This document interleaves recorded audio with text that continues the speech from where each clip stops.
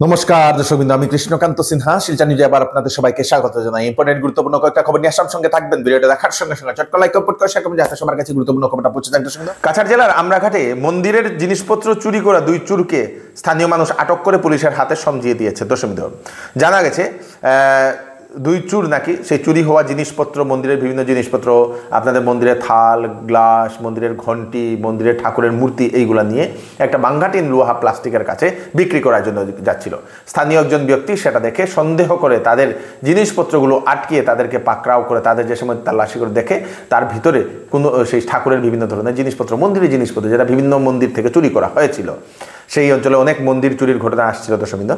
অবশেষে তাকে পাকড়াও করে হাত পা ভেদে মানুষ ডেকে পুলিশকে খবর দেওয়া, পুলিশ ঘটনাস্থলে এসে পৌঁছে যায়। দুজনের নাম হচ্ছে নিয়াজুল এবং শাহানুর। তাদের বাড়ি মতিনগরে বলে সেটা জানিয়েছে এবং তারা চুরি করেছে বলে তারা স্বীকারও করে নিয়েছে। পুলিশের হাতে সমঝিয়ে দেওয়া হয়েছে। বিভিন্ন জিনিসপত্র তাদের কাছ থেকে উদ্ধার করা হয়েছে। দর্শকবৃন্দ, অটোর ভিতরে যুবতীর সঙ্গে অশালীন আচরণের অভিযোগে গ্রেফতার পাথারকান্দি সমষ্টি আসিমগঞ্জের এক ফল বিক্রেতা, নাম হচ্ছে আব্দুল শাহিদ।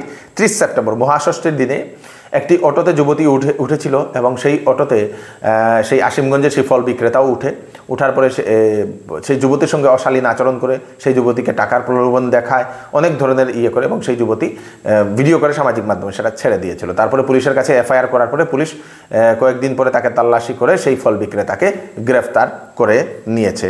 দর্শকবৃন্দ,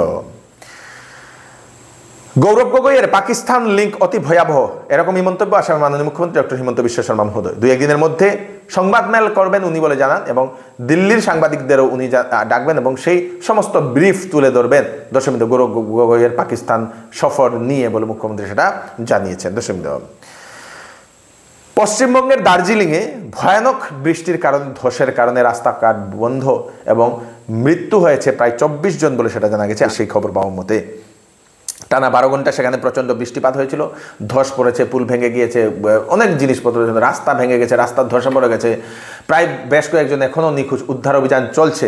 পশ্চিমবঙ্গের যিনি মুখ্যমন্ত্রী মমতা বন্দ্যোপাধ্যায় মহোদয়া উনি জানিয়েছেন যে মৃতকের যারা পরিবার তাদেরকে চাকরিও দেবেন বলে উনি একটা আশ্বাস দিয়েছেন। কেন্দ্রের তরফ থেকে সাহায্যেরও হাত বাড়াবেন বলে কেন্দ্র সরকারের তরফ থেকেও সেটা জানিয়ে দেওয়া হয়েছে।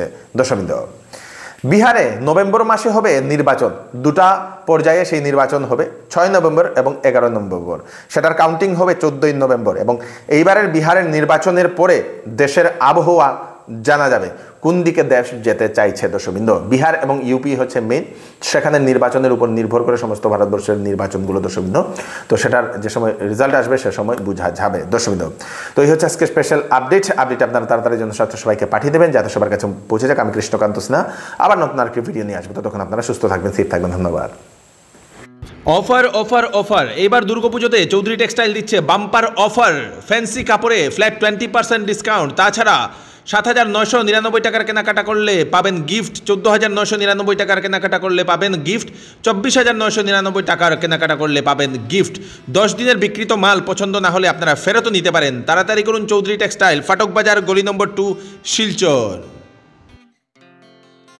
আসন্ন শারদীয় দুর্গাপূজা উপলক্ষে শ্যামসুন্দর জুয়েলার্স নিয়ে এলো হলমার্কযুক্ত সোনার গহনার মজুরির উপর 40% পর্যন্ত ছাড় এবং হীরার গহনার মূল্যের উপর 20% ছাড়।